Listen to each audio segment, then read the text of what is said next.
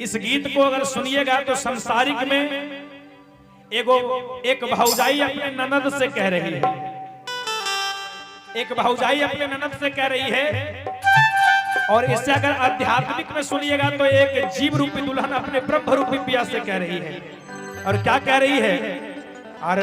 अरे अपना पिया खातिर से जिया सहजली है, अरे अपना राजा खातिर से जिया लगली है, अरता पर सजली है चंपा कली है। ये कह रही है अरे अपना पिया खातिर से जिया लगली है, अरता पर सजैलो चंपा कली है, अरता पर सजली है चंपा कली है। बलमुआ भागल कौना गली है, बलमुआ भागल कौना गली है, बलमुआ भागल कौना गली है, बलमुआ भागल है। जमुई में खोजलो नवादा में खोजलो,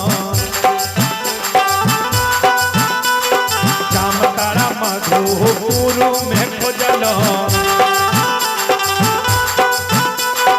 खोजत खोजत गईली देवघर गली है, बलमुआ भागल कौने गली है, बलमुआ भागल कौने गली है, बलमुआ भागल।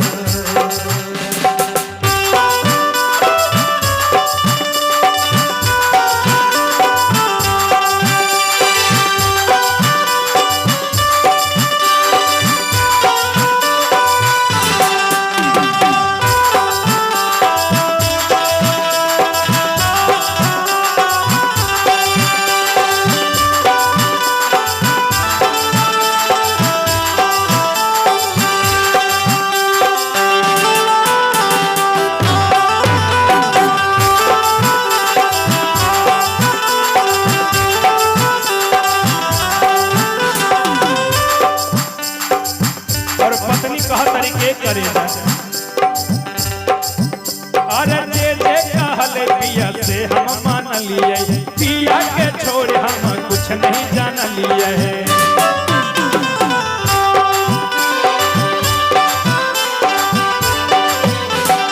जे जे कहले पिया से हम मान लिए, पिया के छोड़ सखी कुछ नहीं जान लिए है।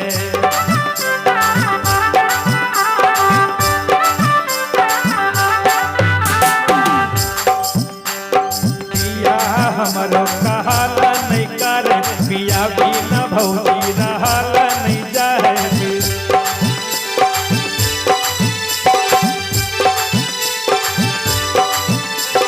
तने ना कह करके ए भौजी सुना ना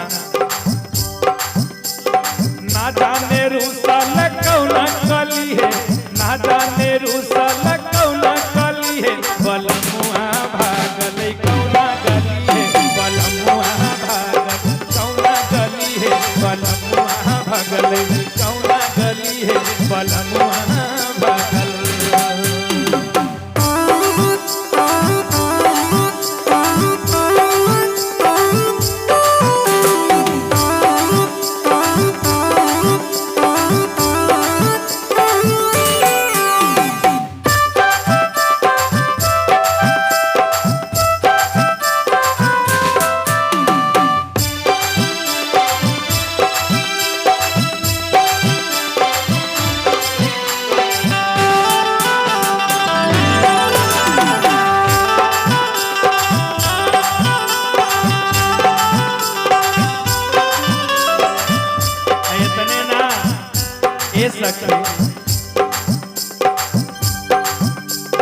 बालक पे दर्द पिया बहुत है या नारी,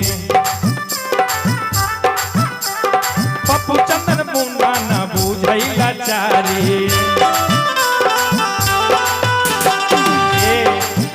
अरे बम्बा चंदू है बहुत है या नारी, मेघनाथ है अंकुशराज बूझई नहीं लाचारी।